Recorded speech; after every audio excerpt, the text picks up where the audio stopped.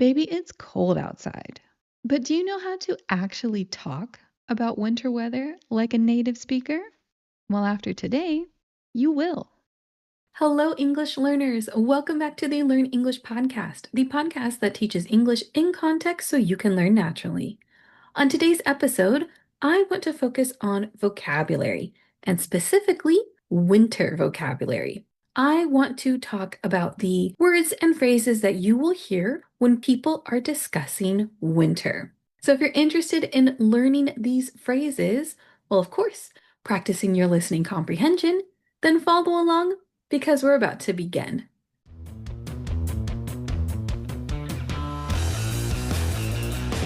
Before we get started, I want to remind you to look at the description of this podcast episode. There you will find a list of the words and phrases that I used, so you can take them, study them, and build your English vocabulary. Now let's talk about these winter vocabulary terms. I'm going to start off with some things that are related to cold weather, because wintertime usually means that the temperature has gotten colder, that the temperature has gone down. I know it's not like that everywhere. I have seen a couple YouTube comments about people talking about Bogota, specifically how the weather does not change all year round. But for most of the world, the temperature changes with the seasons. So let's talk about these words that we use when the weather gets cooler. The first term is freezing. Freezing literally means that something is the temperature where water freezes. That would be 0 degrees Celsius or 32 degrees Fahrenheit. Reminder, I am from the United States. We use Fahrenheit for our temperatures. So if you are in the United States, you're only going to use Fahrenheit. If you're not from the United States, I understand that you have no clue what that means. So I'm going to also be including the Celsius temperature. If someone tells you that it is freezing outside, if they are being literal, that means it is 0 degrees Celsius, 32 Fahrenheit. But a lot of times people will just say that phrase, even though it's really not that cold. For example, I live here in Southern California. It does not get to actual freezing temperatures here, even during the winter. It is very rare that the temperature ever goes below freezing where I live. So instead, people say this when it's a lot warmer than actual freezing temperatures. Normally, the lowest the temperature gets here during the winter is about 13 degrees Celsius, which is around 45 degrees Fahrenheit, and that is considered extremely cold for where I am. When the temperature does get that low, people, at least in my part of Southern California, will say that it's freezing. I've had students come in with sweatshirts on and dressed very warmly, and they come into my classroom and they say, "It's freezing outside." And actually, it's like 19 degrees Celsius, but for them, that is freezing. In other parts of the country, though, they are used to snow. They are used to having that freezing weather. So for them, they are not going to say that it's freezing when it is 15 degrees Celsius outside. Instead, people will usually use the term chilly.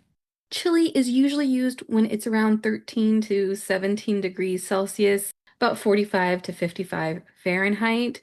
That is cold enough where you would use a sweatshirt or a jacket, but not really the type of weather where you would have any snow, nothing that's really extremely cold. So chilly can be used when it is colder than normal, when you need to dress appropriately for the weather, but it's not extremely cold yet.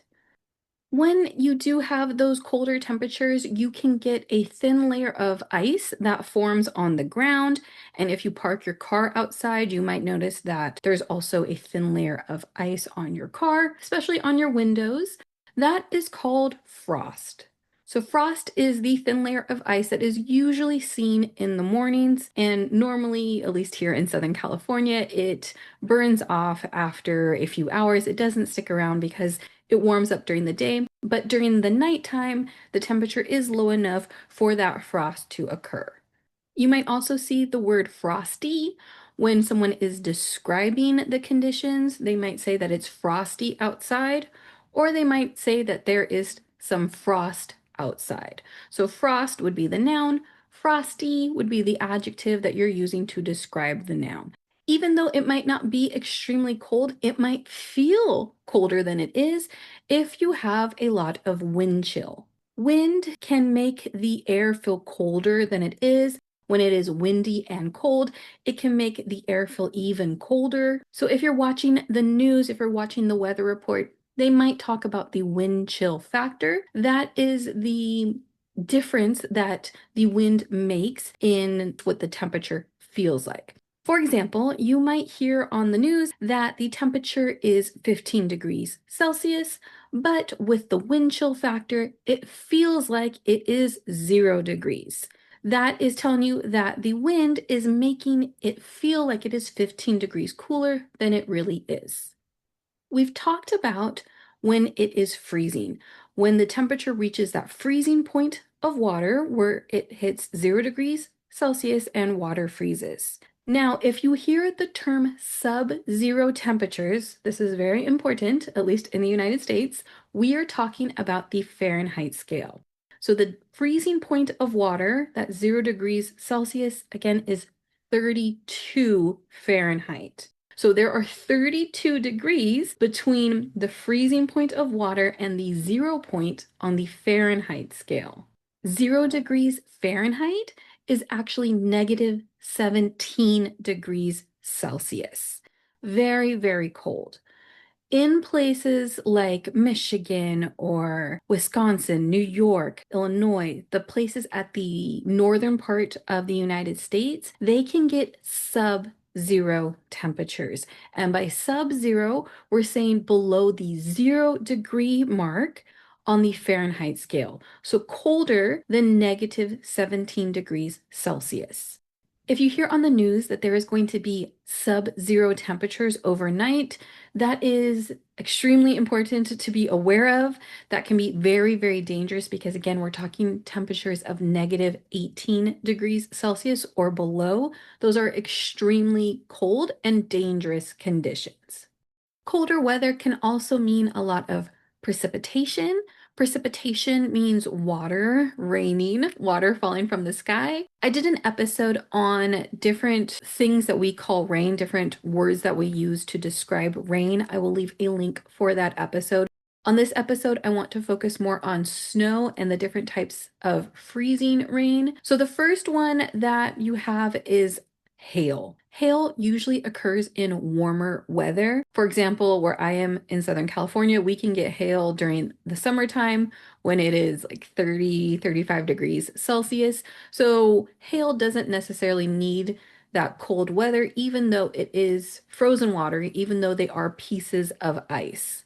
Usually when they're talking on the news about hail, they will describe the size. You might have something that is pea size, so the size of a pea, which is relatively small. Or if it's very large pieces, you'll hear them called golf ball size, the size of a golf ball. Those are very dangerous. That can cause a lot of damage to houses and cars, especially if you're driving. So you never want to be out in hail, especially golf ball sized hail, because that can do a lot of damage. Something that is very similar to hail is freezing rain. I remember the first time I heard this term, I kind of laughed because I thought, isn't frozen rain just snow? But freezing rain is actually something that's different. Freezing rain is when it is raining outside and you see droplets of water falling, you see regular rain droplets. But what happens is that when those droplets hit something, they freeze. This is especially true when the droplets hit something very cold. For example, the ground, or maybe your car. Maybe your car is very cold. When those droplets touch that cold surface, they freeze and turn into ice. So this is called freezing rain, and this is more of an issue for places back east because the ground can become very cold. So when the raindrops hit the sidewalk, they can freeze, and that can make it difficult to walk. If you are someone who is trying to walk to work or walk wherever you need to go, then that can be difficult to do because of that freezing rain. And this can also cause something called black ice. Black ice is dangerous if you are driving on it because it is ice that you cannot see. The asphalt for the roads is black, and when you get this layer of ice on top of it, and that ice does not have a different color, it just looks black, you might be driving and you might think that there is no ice on the roads. But actually, there is a thin layer of ice. So if you were traveling too fast or if you're trying to make a turn, you might hit black ice and you might be in a car accident because of it. These are usually called patches of black ice. So the road might be completely normal, and then there might be just a small section of this black ice. So if someone says that they hit a spot of black ice or they hit a patch of black ice while they were driving, this is what they're referring to. Usually, when you hit that, when your tires go over it, you feel that loss of traction for your tires, you feel your car move. And like I said, it can be very dangerous. Another thing that's similar is sleet. Sleet is kind of in between freezing rain and hail. Like I said, hail forms during warmer weather, usually in thunderstorms. Sleet forms in colder weather. Again, you have rain droplets at the beginning when the water starts falling from the sky. It is in the form of liquid water, rain droplets, but while they are falling, they freeze and turn into little pellets of ice. So it feels very similar to hail because it is still pellets of ice that are falling that ultimately hit the ground. So these freeze before they hit the ground, which makes it different from freezing rain, and they form in cooler weather, which makes it different from hail.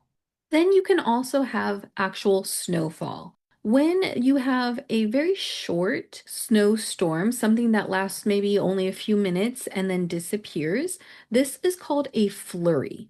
This is a short snowfall that does not accumulate on the ground. Usually, as soon as the snow falls and actually reaches the ground, it melts right away because it's not actually cold enough to accumulate on the ground. Usually, the ground is so warm that it just melts the snow. If the snow does accumulate, if the storm does last for a longer period of time, then we actually use the term snow. So, snow usually means that you have some accumulation on the ground, that the storm lasts for a longer period of time. You can actually put your kids outside, your kids can play in it, they can have fun. That's when you're going to say that it's actually snowing outside. I can say personally for me, I have only been in snow like this that actually accumulates on the ground twice in my entire life. I have seen snow flurries before where I live.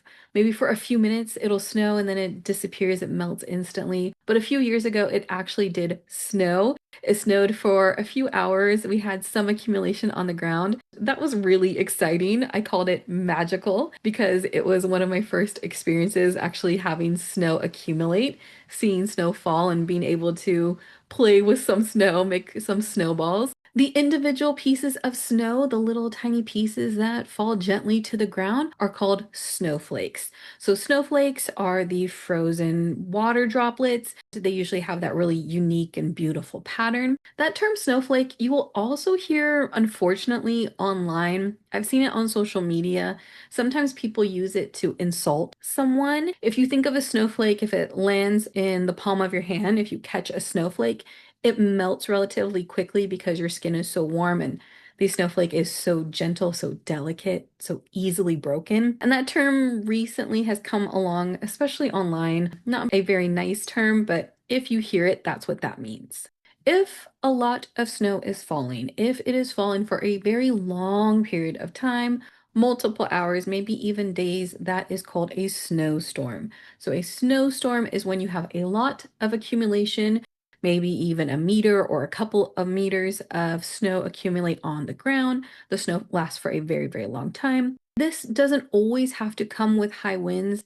Usually, snowstorm just means that the snow is falling for a long period of time. If you have that snow and high winds together, that gets called a blizzard. A blizzard is a very intense snowstorm. You're having a lot of accumulation of snow. You also have high winds and very cold temperatures. Because of the high winds, you'll hear this term poor visibility. That means that it is difficult to see. Visibility means the ability to be able to see. If you have poor visibility, you usually can't see very far because of all of the snowflakes in the air, especially because of that high wind really pushing the snow in every direction. That gets called poor visibility. You'll also hear that called whiteout. Whiteout is a product that you can use if you are someone like me who went to school before computers were really used. You might have had some in your backpack when you went to school, but we also use that term when you can't see anything when it is snowing. A whiteout in that term means that the snow is so thick and the visibility is so poor that you can't see anything. A lot of times, especially in the United States, you'll hear people say that they can't see a few feet from their face, or they can't see their hand if they put their hand out in front of their face. That is what they're referring to, that poor visibility and that whiteout conditions. If it's very cold for a long period of time, you might also hear the term cold snap. A cold snap is when you have multiple days of very cold temperatures below 0 degrees Celsius. I have never experienced a cold snap, but if you are in places in the United States where winters are very cold, you might hear this term, or you might hear someone use this term when they're describing the weather. If someone says that there is a cold snap or that the cold snap is going to last for the next couple of days, what that means is that there's going to be multiple days of below 0 degrees Celsius temperatures. And then, of course, once the cold is over, you will hear the term warming up. When the temperature starts to increase, when that winter weather starts going away, you will hear that the temperature is warming up. The opposite, when the temperature goes down, it is cooling down. So warming up, cooling down, those are terms that you will hear, especially at the beginning or at the end of that winter weather. If someone tells you that, oh, next week it's going to warm up, that means the temperature is going to increase next week. Or if they tell you, man, this weather really is cooling down, that means that it is getting colder. Every single day is getting a little bit colder, usually because that means you're in winter time. I hope you enjoyed this episode. I hope you learned some of these vocabulary terms. Maybe some of these were new for you. So, a reminder to look at the description of this podcast episode for that vocabulary list. Take any of the terms that are new to you, study them, and continue to build your English vocabulary. If you enjoyed this episode, if you want more vocabulary episodes like this in the future, please leave a comment and let me know. That way I can continue to plan for new episodes in the future and focus on things that you want to learn about and that you really want to explore when it comes to English.